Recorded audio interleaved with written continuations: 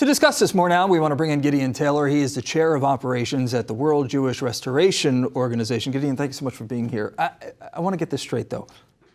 Poland had no part, bears no responsibility in the systematic extermination of Jews during World War II and the Holocaust. I mean, sounds like what they're saying. Right. The reality is Poland was a victim country. Poland was attacked. There was terrible, terrible destruction, both of obviously the Jewish population and the non-Jewish population. What we're dealing with and addressing, and what this whole issue is about the property that belonged to Jews and to non-Jews that was taken after the war. Immediately after the war, the property was confiscated by the communist government of Poland, 1947, 1948.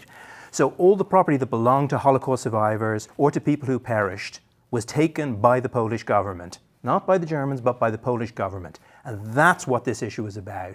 And the campaign and the effort that's taken place with regard to Poland and other countries in Eastern Europe is for acknowledgement of what happened, for an acknowledgement of what was taken, either for the return of that property or for compensation for that property. So to get it straight, there's a lot of looted Jewish property all around Europe from World War II, but Poland, according to what you're saying, is a special case because they have a different approach to it?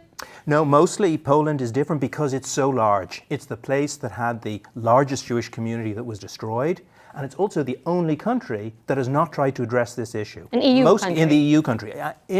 After the fall of communism, all the countries of Eastern Europe faced somewhat similar issues. They all addressed it one way or another with national legislation, some kind of program, Gideon, except for Poland. I want you to take a listen to what Ilan Carr, the U.S. Special Envoy to fighting anti-Semitism, had to say about this topic. He talked to i24News' Polina Garayev. Watch. Poland and Israel are two great allies of the United States and have been great allies of each other. And so I would certainly hope that any tensions between the two countries is resolved expeditiously. Now, with regard to property restitution, it's very important to acknowledge that Poland itself was victimized by the Nazi German occupation of Poland.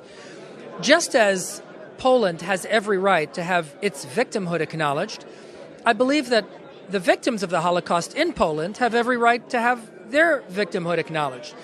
And so if there are Poles, Jewish or non-Jewish, that had their property seized by Nazi Germans, then I think that acknowledging that victimhood is proper. So in other words, Carr is saying that the victimhood of the Polish people, it doesn't have to come at the expense of the victimhood of the Jews. Absolutely. Absolutely. Poland suffered terribly.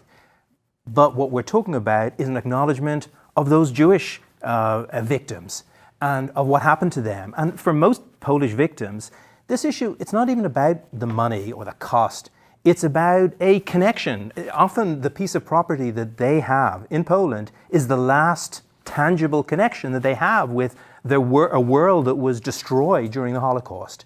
And that's why we've been advocating this issue, why the US government passed legislation, the JUST Act, which was unanimously passed by the United States House and Senate, signed by the President, which would ask for the State Department to issue a report looking at the implementation of international declarations that countries, including Poland, have made. And the Israeli government has also been an important ally and spokesperson, as have others in Europe. This issue is not just a Jewish issue. It's not just an American or an Israeli issue. This is an international issue. And it's both political, it's also historical, and it's about justice, and it's about morality, and it's about fairness. There's a lot of things that come together in this. And that's why we believe it's very important that the effort to address this issue while Holocaust survivors are still alive is completed. So this is not some kind of open sore that's left for Poland. Poland wants to move forward, will move forward as a democratic country. It's an important ally for the United States, an important ally for Israel. It can't move forward without addressing the past. Does this irrevocably damage the relationship between Israel and Poland? I don't think it does. I think that Poland understands that this is an issue that's not going away. It will not go away. It's too important. It's too embedded in the history of the Jewish world, of Poland, of Israel, of the United States. It's too important an issue for that.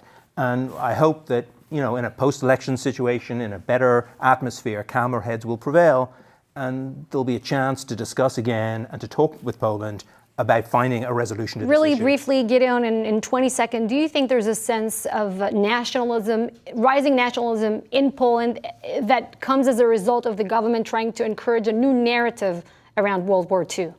I think it's a concern. It's certainly a concern that there is this new approach, and I think it's important that we continue to ensure that those lessons are learned and that the memory of what happened is preserved. Definitely. Gideon Taylor, thank you so much for this insight. Thank you very much.